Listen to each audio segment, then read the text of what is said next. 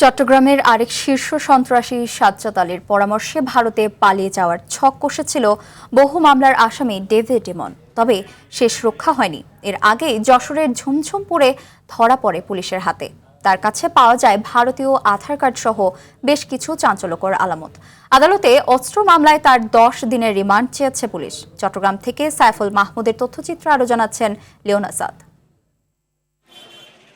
চট্টগ্রাম জেলা পুলিশ সুপারের কার্যালয়ে এক সংবাদ সম্মেলনে পুলিশ সুপার মাসুদ আলম জানান, চট্টগ্রামে হত্যা মামলায় গ্রেফতার আরেক তালিকাভুক্ত সন্ত্রাসী মিঠু ওরফে ধামা ইলিয়াসের তথ্যের ভিত্তিতে ডেভিড ইমনের অবস্থান শনাক্ত করা হয়।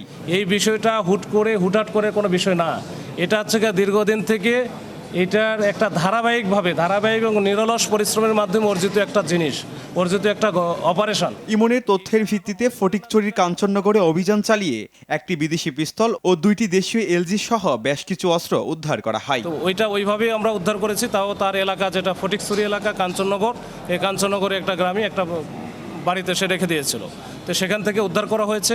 পুলিশের প্রাথমিক জিজ্ঞাসাবাদে শীর্ষ সন্ত্রাসী সাজ্জাদ আলীর পরামর্শে ভারতে পালানোর পরিকল্পনার কথা জানায় ডেভিড ইমন।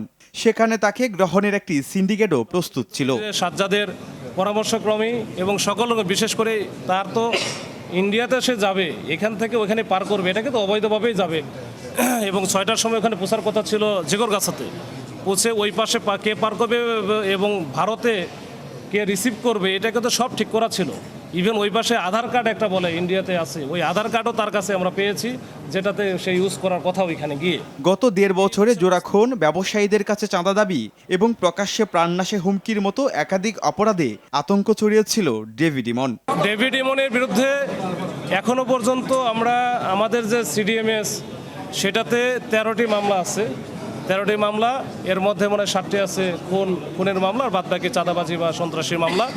আর ধামা ইলিয়াসের বিরুদ্ধে আছে 21টি মামলা। ইমন গ্রেফতার হয় স্বস্তি প্রকাশ করেছেন চট্টগ্রামের বাসিন্দারা। চট্টগ্রাম শীর্ষ সন্ত্রাসী যেটা চট্টগ্রামে আতঙ্ক ছিল, উনি ধরা পড়ছে। এটা আসলে চট্টগ্রামবাসীর জন্য খুবই আসলে স্বস্তির খবর। সাধারণ জনগণ যেভাবে সাধারণভাবে চলাফেরা করতে পারে, আমরা সেইভাবে প্রশাসনকে দায়িত্ব পালন করার জন্য আহ্বান করব। উদ্ধারকৃত অস্ত্রের উৎস এবং এই সন্ত্রাসী চক্রের বিস্তৃত নেটওয়ার্ক উন্মোচনে পুলিশি তদন্ত অব্যাহত রয়েছে। লিওন আজাদ, RTV।